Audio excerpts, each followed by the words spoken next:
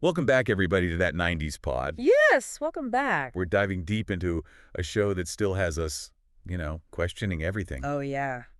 The Pretender. One of the best. Remember Jared? Oh, yeah. The chameleon-like genius who could become anyone? Oh, yeah.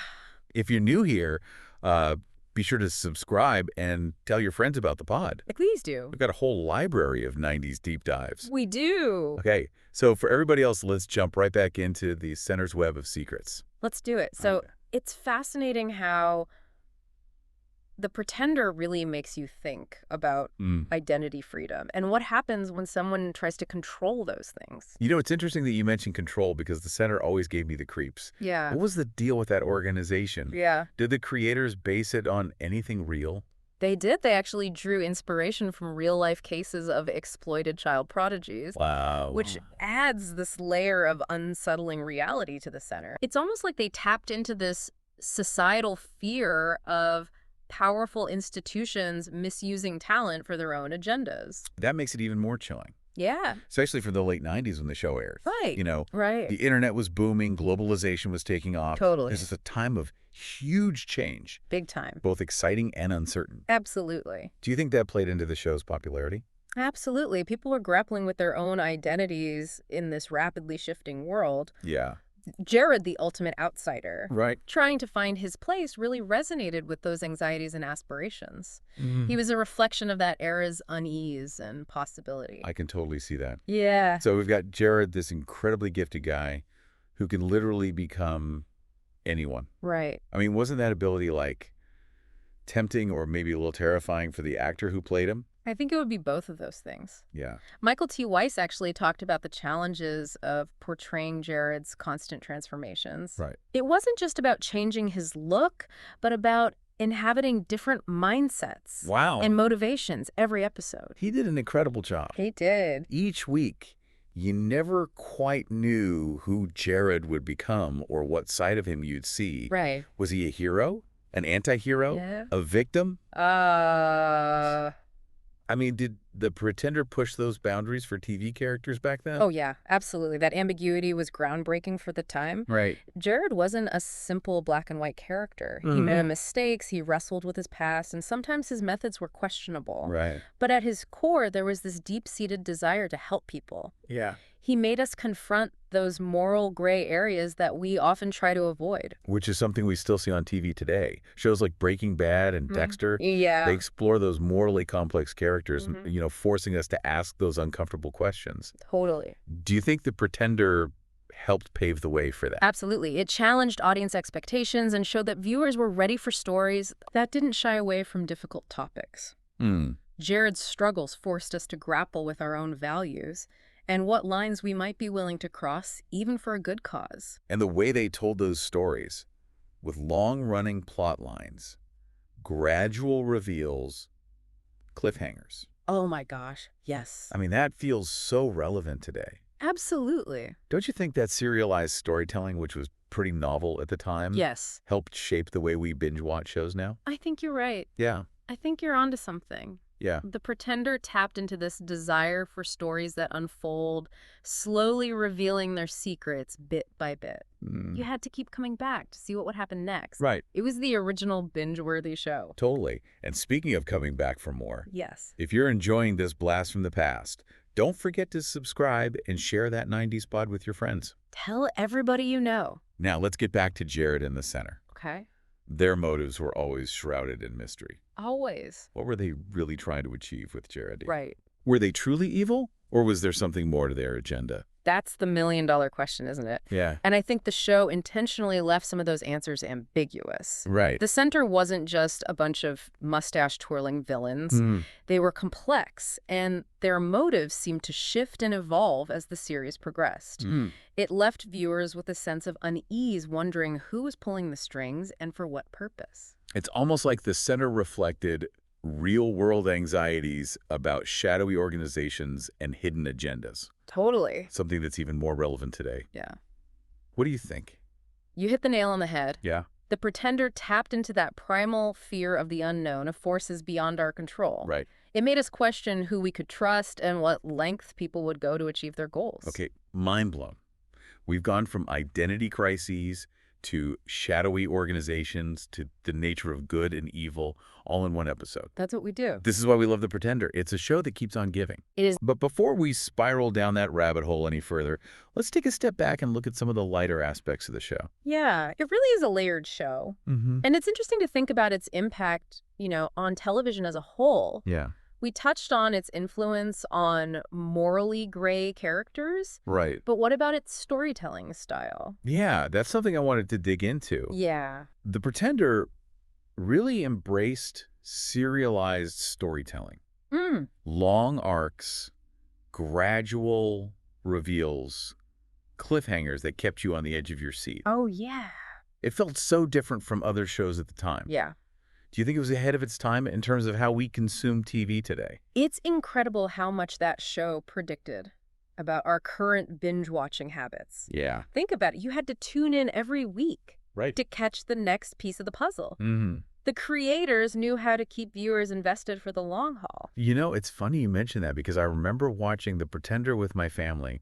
We'd gather around the TV, and the discussions afterward were just as intense as the episodes themselves. Wow. It sparked so many conversations about identity, morality, the whole nature of good versus evil. Yeah. Did it have a similar impact on other fans? Absolutely.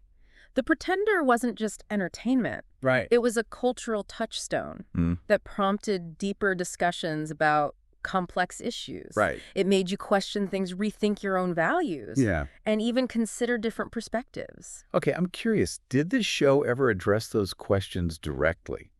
Or did it intentionally leave things open to interpretation? That's part of what made it so captivating. Right. It presented these ethical dilemmas, these clashes of ideology, Yeah. but it never preached a specific viewpoint. Right. The show trusted its audience to wrestle with the questions themselves. It's almost like Jared was a mirror reflecting our own internal conflicts back at us. Exactly. We saw ourselves in his struggles, his triumphs, even his failures. It was a reminder that even with extraordinary abilities, Right. we're all human. Exactly, and that humanity is what made him so relatable. Yeah. Despite his unique circumstances, we saw his vulnerability, his compassion, and his unwavering determination to do what he believed was right. Right. Even if it meant breaking the rules. Speaking of breaking the rules, Yes. let's circle back to the center. Okay. They were always a few steps ahead, Always. pulling the strings from the shadows. Yeah. Did we ever get a clear answer about their ultimate goal? That remains one of the show's biggest mysteries. Right. There were hints, clues, and red herrings galore. Yeah. But the true nature of the center's agenda was never fully revealed. Some fans believed they were manipulating global events. Right. Others thought they were conducting social experiments. Interesting. It's all part of the show's enduring allure. And speaking of enduring allure, Yes. we have to give a shout out to the incredible cast. Oh, yeah. Michael T. Weiss brought so much depth and complexity to Jared. He did. And Andrea Parker as Miss Parker. Don't even get me started. Talk about a scene stealer. Oh, my gosh. She was both formidable and vulnerable. Yes. And you never knew if she was going to help or hinder Jared. She was absolutely brilliant. Right. Miss Parker was a force to be reckoned with. Yeah. And her complex relationship with Jared was one of the show's most compelling dynamics. It kept us guessing right up to the very end. And who could forget Brutes? Oh, Brutes. The tech whiz with a heart of gold. Oh, yeah. He was the perfect blend of comic relief and technical genius. He was. Those scenes where he'd hack into some high-security system So good. were pure gold. Brutes was the ultimate sidekick. Yeah. Loyal, resourceful, and always ready with a witty quip. Right. He was an integral part of the team. And his friendship with Jared was truly heartwarming. It's amazing to think about how this show, which aired over 25 years ago, Right. still holds up so well today. Its themes of identity morality and the struggle against powerful forces. I mean, they feel even more relevant in our current world. Absolutely. The Pretender tapped into something timeless and universal. Yeah. It asked profound questions about who we are, what we believe in, Right. and what we're willing to fight for. And those questions continue to resonate with viewers across generations. And if you're one of those viewers who's feeling nostalgic for a dose of The Pretender, Yeah. we highly recommend revisiting the series. Do it. You might be surprised by how much it still speaks to you today. And while you're at it, why not share the love? Yeah. Tell a friend about that 90s pod. Right. We've got a whole archive of deep dives into your favorite shows, movies, and music from that era. Right on. So before we wrap up this deep dive, Okay. let's take a look at some of the behind-the-scenes details. Oh. Those fun facts and trivia Yeah. that makes The Pretender even more fascinating. Okay, so we've covered like the deep stuff, but every great show Has its share of like fun facts and behind-the-scenes trivia. Right. What kind of gems did you unearth about The Pretender?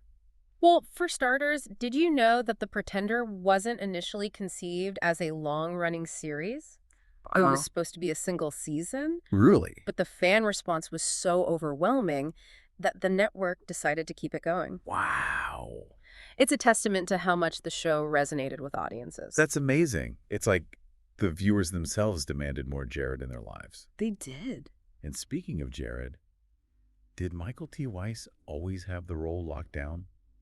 Believe it or not, he wasn't the first choice. No way! Several other actors were considered. Wow. But there's something about Weiss's portrayal that just clicked. Right. He had that perfect balance of intensity and vulnerability, Right. which made Jared so compelling to watch. I can't imagine anyone else in that role. I know, right? He truly embodied Jared's complex nature. Mm-hmm. And the supporting cast was equally brilliant. Yes. Andrea Parker as Miss Parker was just phenomenal. Well, she was... Did you find any interesting tidbits about her character? Interestingly, Miss Parker wasn't originally intended to be such a prominent character. Right. But Andrea Parker's performance was so captivating that the writers expanded her role. Her dynamic with Jared became one of the show's most intriguing aspects. Talk about a happy accident. I know. It's like the show itself evolved organically based on the strengths of the cast and the creative team. Exactly. And let's not forget John Grease as Brutes. Oh, Brutes. He was the perfect sidekick, He was. providing both comic relief and crucial tech support. Yes, he was a fan favorite. Right. And rightfully so. Yeah. He added a layer of warmth and humor to the show, which helped balance out the darker themes. Right. And his technical skills were always impressive. Oh, absolutely. Remember those scenes where he'd effortlessly hack into any computer system? Like watching a magic show. I know, right? Brutes could make anything happen with a few keystrokes. He was the ultimate geek hero. Oh, yeah. And speaking of memorable moments, the show also featured some incredible guest stars over the years. Some of them went on to become huge names in Hollywood. Oh, you're talking about Amy Adams, right? Yes, Amy Adams. I can't believe she had a guest role on The Pretender before she became a superstar. I know, it's crazy. It's always fun to spot those early performances of actors who later achieved major success. Right. It's a reminder that everyone starts somewhere. Yeah. And that even a small role can leave a lasting impact. And The Pretender itself left a huge impact on television history. Right. It pushed boundaries, challenged conventions, and sparked important conversations about identity, morality, and the very nature of freedom. Well said. Thank you. It was a show that entertained, intrigued, and made you think. And those qualities are timeless. They are. So for those of you who haven't experienced The Pretender, we highly recommend checking it out. Definitely do. It's a true gem from the 90s that still holds up today. Yeah, And for those of you who are already fans, perhaps it's time for a rewatch. You might be surprised by how much you discover on a second viewing. For sure. Absolutely. And in the meantime, if you enjoyed this deep dive into The Pretender, be sure to subscribe to that 90s pod. Yes, please do. For more nostalgic explorations of your favorite shows, movies, and music from that unforgettable decade. Absolutely. We'll catch you next time on that 90s pod. Stay rad.